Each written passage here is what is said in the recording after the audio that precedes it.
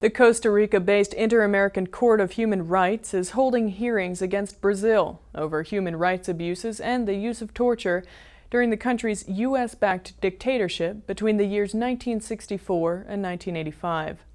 The court heard representatives of victims and the Brazilian government testify over an army crackdown on a rebel movement in the isolated Amazon region of Araguaia, in which about 70 leftist guerrillas and peasants disappeared over 2 decades of military rule. Several hundred dissidents were killed or disappeared during military rule in Brazil. Others were tortured, often through the use of electric shocks and chemicals. One victim's relative, Rodrigo Uprimi, said to Reuters, quote, "The military forces are to blame because in spite of judicial decisions existing to deliver archives related to the case, they have not been delivered."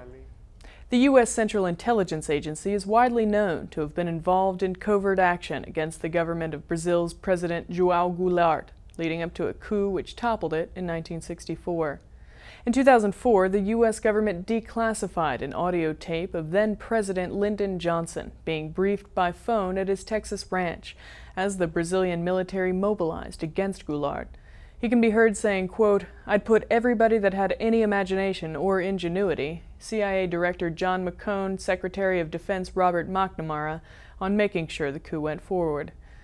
Brazil has never convicted anyone for participating in dictatorship-era murders and torture and has refused to make public the military's archives from the period.